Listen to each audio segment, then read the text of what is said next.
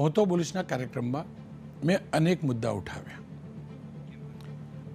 ઉઠાવ્યા, પણ પ્રમાણિકતાથી કહીશ, હું તો બોલીશ પાછળનો આશય એ મુદ્દો ઉઠાવવાનો છે જેનો અવાજ સરકાર સુધી ભાગ્યે જ પહોંચે છે. મોટી દુર્ઘટના થાય, મોટી વાત થાય, મોટી ઘટના હોય તો એમની વાત પહોંચી જાય છે, પણ જ્યારે ઓછો સમૂહ હોય છે, 5, 25, 50, 500 લોકોને થતું હોય છે નુકસાન, ત્યારે એ વાત દબાતી હોય છે. મારો ખેડૂત એવી જ ઘટનાઓનો ભોગ બને છે અને આ કાર્યક્રમ મારા ખેડૂત માટે જ છે, અને ખેડૂતનું દર સરકાર સુધી પહોંચાડવા છે.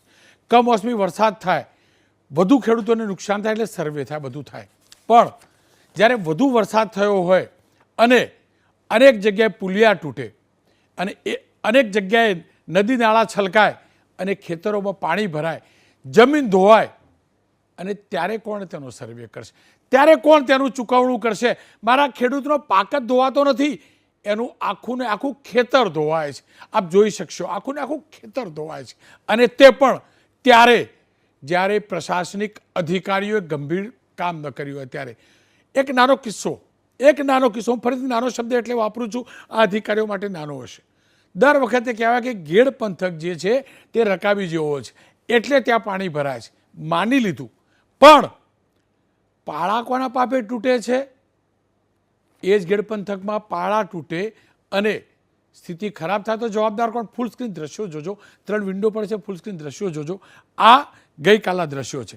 જુનાગઢના કેશોદ તાલુકાનું બામણાસા ગામ, અહીં જુનાગઢ જિલ્લા સિંચાઈ વિભાગે 1 કરોડ, આ 3 પાણી ઘૂસ્યું, પાળો તૂટ્યો અને ખેતર ધોવાયા.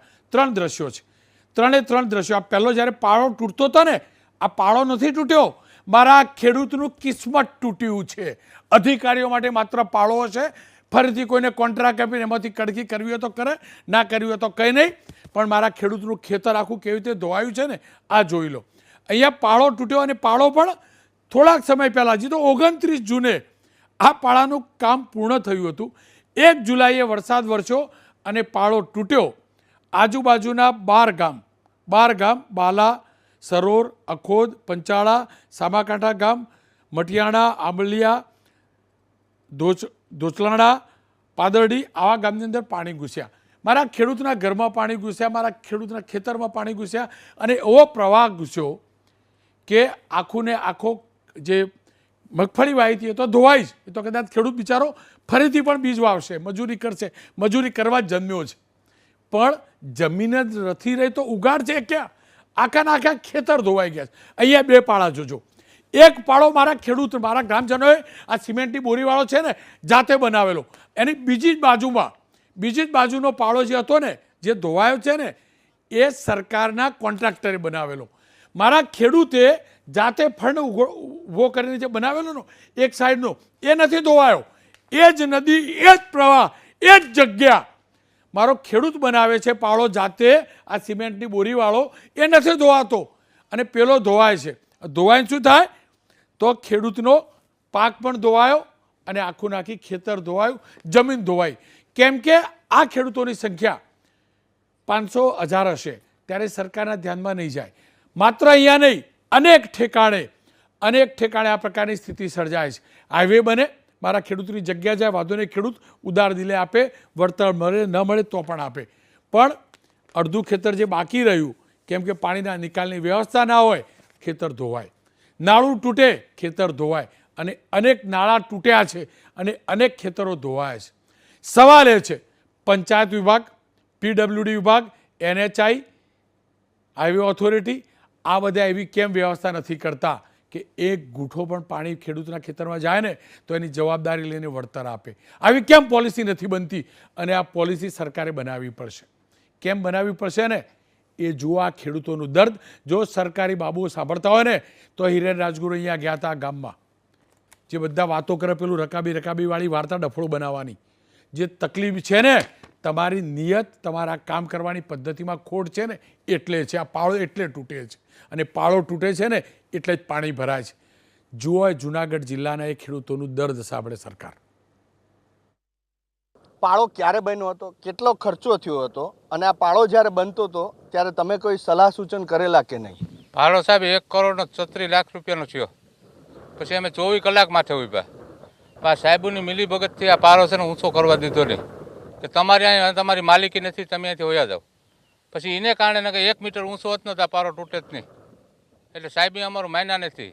અટાણે અમારા બધું ધોઈને કાઢી નાખ્યું. તમે જો કંઈ રહેવા દીધું ખેતરમાં, કંઈ નથી. આમાં માટી નાખવી એ જ્યાંથી હવે અને કીવાની નાખવી. બી વયું ગયું, ખાતર વયું ગયું, મકાન વયું જ્યાં તમે જોવો તો ખરા, કંઈ નથી રહેવા દીધું.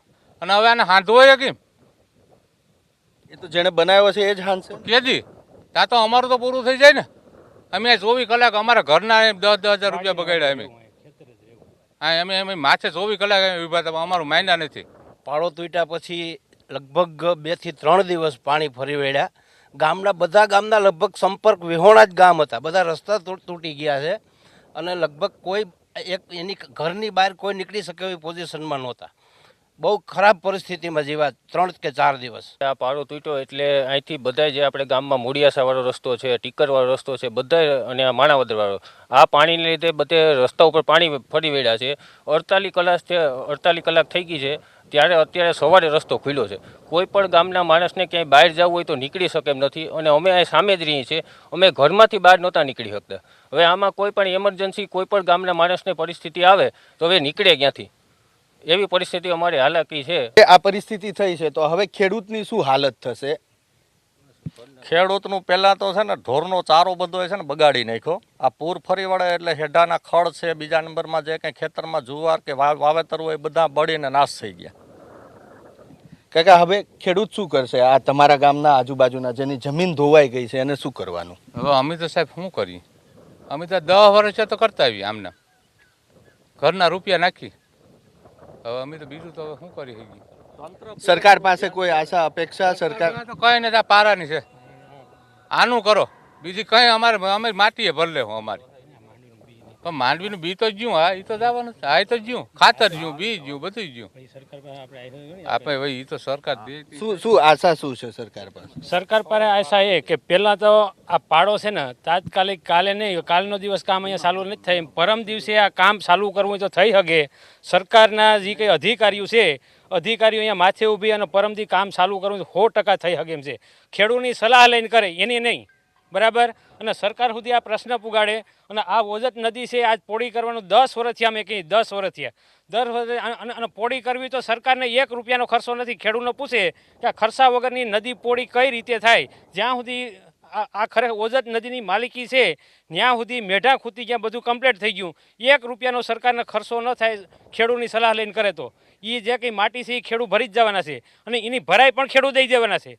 જે માટી નિશાણવાળા ખેતરમાં નાખવા લઈ જ જવાના છે. પણ અધિકારીઓને કાંઈ કરવું નથી. એને છે ને એસીવાળા રૂમમાં બેહવું, એસીવાળા 4 વ્હીલમાં આવવું, હા. અને એને કાંઈ પણ એને ખેડૂતની કાંઈ પડી જ નથી. અહીંયા હોય વઘાસિયાને મેં કીધું કે સાહેબ ઓલા જે 3 પાણાનો થર લીધર છે ત્યાં સુધી તમે આ પાડોને પુગાડો. તો એને મને કીધું કે આ તારું ખેતર નથી. મેં કીધું કે સાહેબ આ ખેતર મૂકતા મારું બીજું ખેતર મારું છે. 3 ફૂટ આ 3જે વર્ષે મારું 3 ફૂટ ખેતર છે ને ઊંડું થઈ ગયું.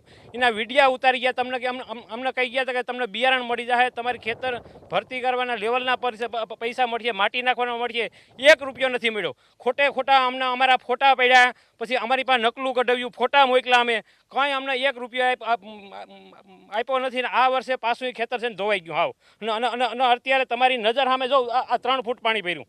3 ફૂટ એ પાણી ક્યાંય પણ નીકળે એમ નથી. હા, તો ખરેખર અધિકારીઓને કાં છે ને ઘર ભેગીના કરી દેવા જોઈએ સરકારને. અને ખરેખર સરકારને એના જે મિનિસ્ટર હોય ને એને છે ને અહીંયા આવીને ખરેખર મુલાકાત લેવી જોઈએ. અને આ ખરેખર જો રમેશભાઈ ધડુકી આની ખાસ નોંધ લીધી હતી, ખાસ. અને એની છે ને કેન્દ્રની અંદર પણ આ મુદ્દો ખરેખર ઉઠાવ્યો હતો કે ઓજત નદી તમે તાત્કાલિક પોળી કરો અને પાડા કરો. એ તમે એટલા બધા વ્યવસ્થિત કરો કે એ અહીંયા જિંદગીમાં છે ને ખરેખર તૂટવો ન જોઈએ.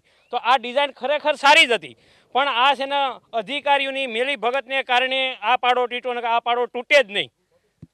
અને એ આ વઘાસિયાનો જ ધંધા છે. વઘાસિયાના એનો શું હોદ્દો શું છે? હોદ્દો એ અમને શું ખબર હોય? આ તો મેં એના રજૂઆત કરી તો કે તમારું ખેતર નથી. ક્યાડા એસો છે વઘાસિયા એમનું. હવે એક દ્રશ્ય બીજા બતાવવાનો પ્રયાસ કરીશ. મારી સામેની સાઈડ જે પાળો આપ જોઈ રહ્યા છો એ પાળો ખેડૂતોએ ફાળો કરી અને બનાવેલો પાળો છે. કાચો પાળો છે. એ એટલા ઓજત નદીના ધસમસતા પ્રવાહની અંદર અડીખમ રહ્યો છે. એ પાળો નથી તૂટ્યો. ના તૂટન પાળો પરસેવો પાડીને ખેડૂતો બનાવેલો છે અને પેલો કોન્ટ્રાક્ટરો પાસે સરકારે આપીને બનાવેલો છે. ખેર માત્ર પાળા તૂટે છે એવું નથી, કેનાલો પણ તૂટે છે, કેનાલો ઉભરાય છે, કેનાલોનું પાણી ઊભા પાકમાં ફરી વળે છે. એ પણ મેન્ટેનન્સ પ્રોપર નથી થતું તો ત્યારે છતાં પણ મારો ખેડૂત હાથ જોડીને ઊભો રહે છે. એના માટે ભાઈ તમારું પેટ ભરવાય પેદા થયેલો હાથ જોડવા માટે નહીં. અને એટલે લાગ્યું કે સરકાર સુધી આ વાત પહોંચાડવી છે.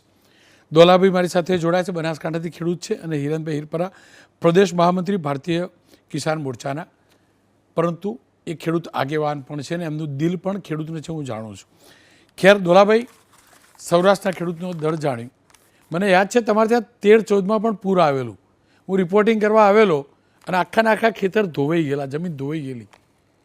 એનું કશું મળ્યું તો ખરું? માટી વાટી પૂરી ગયા ખરા કે બધું લઈ જ ગયા? અને એના પછી જે સ્થિતિ સર્જાઈ, પૂર આવે, કેનાલ તૂટે, વળતર મળે છે ખરું કંઈ? હા રોનકભાઈ, 2014-15 નહોતું પણ એ 15-17માં પૂર આવ્યું હતું બનાસકાંઠાની અંદર. એમાં સરકારશ્રી તરફથી સહાય તો મળી હતી, પરંતુ એક નથી કહેતા એક સહાય હોય છે, કારણ કે એની 5%, 10% કે 20%થી વધુ કોઈ દિવસ સહાય મળી નથી. એટલે જે 15 ને 17ની પરિસ્થિતિ હતી એમાં સહાય અવશ્ય મળી હતી, પણ દરેક ખેડૂતને નથી મળી. અને એ પરિસ્થિતિ જોવા જઈએ તો આ વખતની પરિસ્થિતિ જે લાખણીની અંદર છે એનાથી ભયંકર છે. એટલે આ વખતે પેલું કંઈ નથી, એમ બહુ ભયંકર તમે પરિસ્થિતિ વિઝ્યુઅલ જોયા હશે બનાસકાંઠાના. કેવી સ્થિતિ છે મને કહો, કેવા ખેતર ધોવાયા છે, સરકાર પાસે છે શું અપેક્ષા? આપની વાત સાચી, 14-15માં હતું, લોકસભાની ચૂંટણી લગભગ એના તુરંત બાદ હતું અથવા એના પહેલાં હતું, એના તુરંત બાદ હતું. જી, હાલ સ્થિતિ કેવી છે?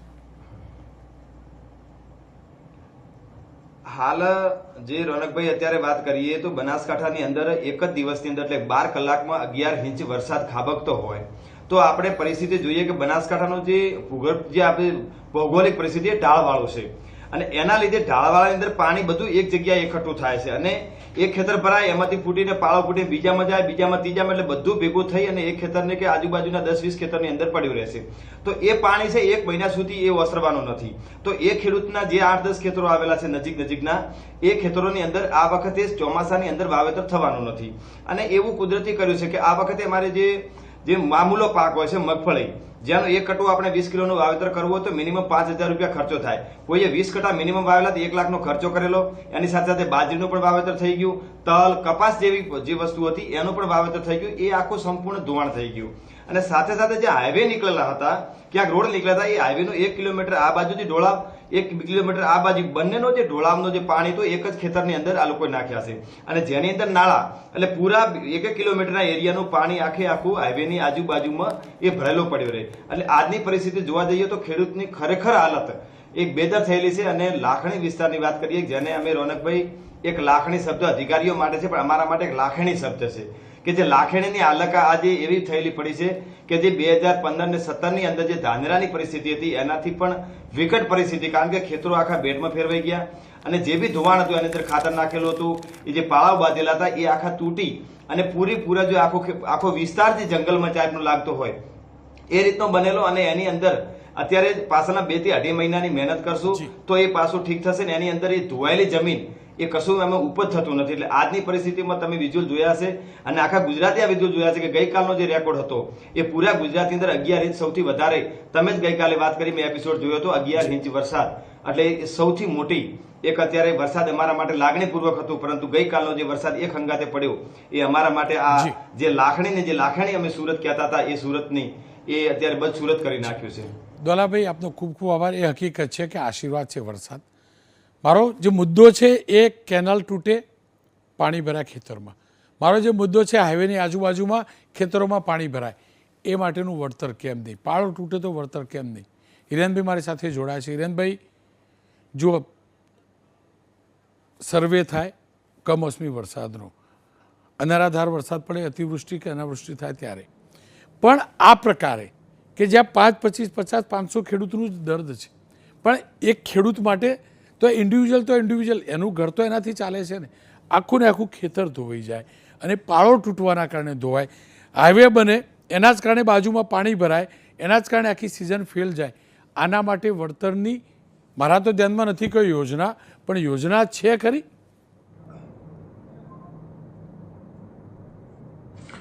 નમસ્કાર રોનકભાઈ, ગુજરાતની અંદર જે વરસાદની શરૂઆત થઈ છે, આપણે વરસાદના સૌ વધામણા કરીએ.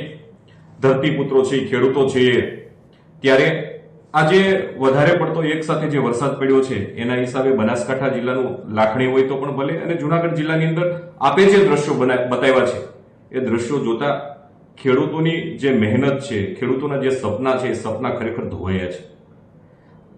વાત કરીએ આપણે જે કેનાલો તૂટે છે એની પાછળ સને 2013ની અંદર ગુજરાત વિધેયક 2, ગુજરાત સિંચાઈ અને પાણીની વ્યવસ્થા નિકાલ, એને લઈને ક્યાંક મોટી નુકસાની થઈ હોય તો એ સિંચાઈ વિભાગ જે છે એ એમાં મદદ કરતું હોય છે. સાથે સાથે આ હાઈવેનો જે પ્રશ્ન છે, હાઈવે હોય, રોડ રસ્તાની બંને સાઈડ એ ગટરો બનાવવામાં આવી હોય છે. ક્યારેક ગટરો એ કોઈ લોકો પૂરી દેતા હોય છે, જેના હિસાબે ખેતરોમાં પાણી ભરાતા હોય છે. આવી ઘટનાઓ બને ત્યારે જે ખેડૂતો છે એ ખેડૂતોએ સહન નહીં કરવું જોઈએ.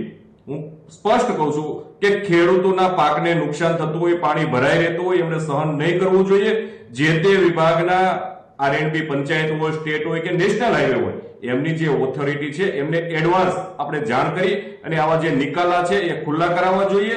સાથે સાથે જો એ ધ્યાન ન આપે તો કલેક્ટર શ્રી દરેક જિલ્લા કક્ષાએ છે, હું ઈચ્છું છું કે ત્યાં સુધી કોઈ ખેડૂતને પહોંચવું ન પડે એ પહેલા તંત્ર ધ્યાન આપે. પરંતુ એમને ન્યાય ન મળે તો કલેક્ટર શ્રીની કચેરીનો દરવાજો પણ ખખડાવીને આવા જે પાણીના નિકાલા છે એ ખોલાવવા જોઈએ, જેથી કરીને પાણી ક્યાંય ભરાય નહીં.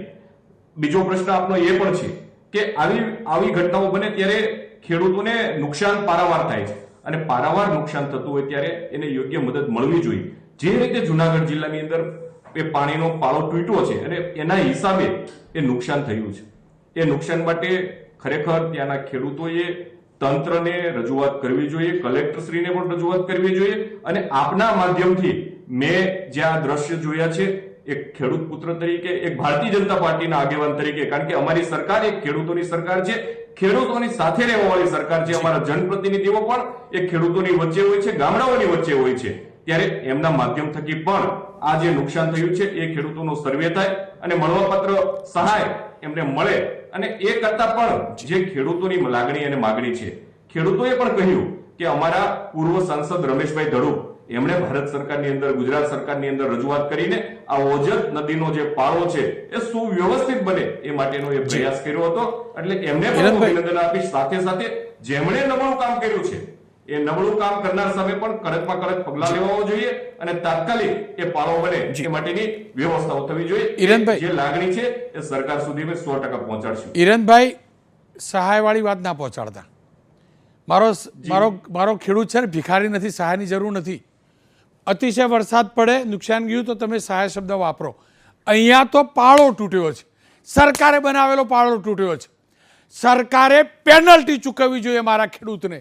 ખેડૂતને ભીખ નથી જોઈતી સાહેબ, પાળો પ્રોપર ન બનાવ્યો ને એટલે થયું છે. હું ફરીથી કહું છું, આખા ગુજરાતની વાત નથી કરતો, હું માત્ર ત્યાં પાળો તૂટ્યો છે એની વાત કરું છું. શેના માટે સહાય, શેના માટે મદદ? આ ખેડૂતને મદદ કે સહાયની જરૂર નથી. અધિકારીઓને પકડો અને સરકારમાંથી પેનલ્ટી અપાવો. ખેડૂત પેનલ્ટી કેમ ના વસૂલે સરકાર જોડેથી? સરકારના પાપે, એના અધિકારીઓના પાપે નુકસાન ગયું છે. શેના માટે સહાય, શેના માટે મદદ? મારે સવાલ એટલો જ છે સરકારને, સરકારે અથવા સરકારના નબળા કામના કારણે અથવા તો પાળો પ્રોપર ન બન્યો એના કારણે એ નુકસાન થયું છે, એનું પેનલ્ટી સરકાર ચૂકવશે કે નહીં? કેમ આ શબ્દ આપણે ના બોલીએ? ભાઈ હિરેનભાઈ, તમે હું તો ખેડૂતના દીકરા છીએ. સિમેન્ટની થેલીઓ ખેડૂતે મારી એ બાજુમાં, કોઈ તકલીફ નહીં. આ બાજુ પાળો હજુ તો 3 દાડા પહેલા પડ્યો તૂટી ગયો. કેમ સરકાર પેનલ્ટી ના ચૂકવે મારા ખેડૂતને? રોનકભાઈ, જે રીતે પાળો તૂટ્યો છે અને ખેડૂતોને પારાવાર નુકસાન થયું છે, એમાં જે કોઈ દોષિત હોય એ દોષિત સામે સરકાર કડકમાં કડક પગલા ભરે એ માટેની પણ વાત એ પણ ખેડૂતોએ જે કરી છે સરકાર સમક્ષ, એ વાત પણ અમે રજૂ કરીશું. અને જે દોષિત હોય, કોઈ પણ દોષિત હોય, એની સામે કડકમાં કડક પગલા ભરાય અને ખેડૂતોને જે નુકસાન થયું છે એમની વળતર મળી રહે એ માટેનો પ્રયાસ પણ કરીશું. એટલા માટે કે ખેડૂતોને જ્યારે નુકસાન થાય છે ત્યારે તમે હું બંને સમજીએ છીએ, ખેડૂત સમાજ પણ સમજે છે કે જે નુકસાન છે ક્યારેય ભરપાઈ થઈ શકતું નથી, પરંતુ સરકાર એ ખેડૂતોની સરકાર છે. અત્યાર સુધી તમે ને મેં બંને જોયું છે કે ગુજરાત ઉપર જ્યારે 2015-16 થી લઈને અત્યાર સુધી જે આપત્તિઓ આવી, 10 જેટલી આપત્તિઓ આવી, 10 જેટલી આપત્તિઓની અંદર આ રાજ્યની સરકાર એ ખેડૂતોની વચ્ચે ઊભી રહી છે અને 11,000 કરોડથી પણ વધારે એ મદદ એ રાજ્ય સરકારે સમયે કરી છે. પરંતુ આમાં જે કોઈ દોષિત હોય કાયમી આનું નિરાકરણ થાય, ખેડૂતોને પણ સાથે રાખી અને અધિકારીઓ ખેડૂતો જે રીતે એની રજૂઆત કરી રહ્યા છે એની વાત એ તંત્ર સુધી સંભળાય, એમના અભિપ્રાયો લઈ અને આગળની કાર્યવાહી થાય એ માટેની વાત આપના માધ્યમથી, ખેડૂતોના માધ્યમથી રાજ્ય સરકાર સુધી અમે પહોંચાડીશું. હિરેનભાઈ, આપનો ખૂબ ખૂબ આભાર. ખેર, ગુજરાતના દીકરા અને ખેડૂતના પૌત્ર હોવાના નાતે રાજ્યના એક ખેડૂતને હું વિશ્વાસ અપાવું છું. તમને ક્યાંય પણ લાગે અન્યાય થઈ રહ્યો છે, એબીપી અસ્મિતાના સંવાદદાતાને યાદ કરજો. સાથે જ આ પ્રકારે પાળા તૂટે, એના થકી નુકસાન થાય, મદદ માટે હાથ ના લંબાવતા. આપણે ખવડાવવાવાળા છીએ અને જે આપણું ખાય છે એની આગળ આપણે હાથ નહીં લંબાવો. આપણને પેનલ્ટી આપવા માટે સરકાર બંધાયેલી છે. મારા ખેડૂતનું ખેતર ધોવાયું છે, હું ફરીથી કહું છું, એ 5 ખેડૂત હોય, 25 હોય, 50 હોય, 500 હોય, કોઈ લેવા દેવા નથી. ખેડૂત એ ખેડૂત છે, એક ખેડૂત અન્નદાતા છે અને મહેરબાની કરીને ખેડૂતને મજબૂર ના કરતા હાથ લંબાવવા માટે. ખેડૂત આમ આપે છે, આમ લેતો નથી, પેટ ભરે છે આપણું. ખેડૂતના ખેતરમાં જે નુકસાન થયું છે, ખાસ કરીને ત્યાં સરકારે સત્વરે, હું ફરીથી કહું છું, સત્વરે એ નુકસાન ભરપાઈ કરવું જોઈએ, સહાય બહાય નહીં, ભરપાઈ કરવું જોઈએ. કારણ કે પાળો તૂટવાના કારણે, ફરીથી કહું છું, આકાશમાંથી વધુ વરસાદ પડ્યો એટલે નહીં, પાળો તૂટવાના કારણે પાક ધોવાયો છે અને જમીન ધોવાયું છે. એટલે કે મારા ખેડૂતની કિસ્મત ધોવાઈ છે. પણ એટલું મગજમાં રાખજો, ખેડૂત સાથે અન્યાય કર્યો ને તો કુદરત તમને પણ ધોઈ નાખશે.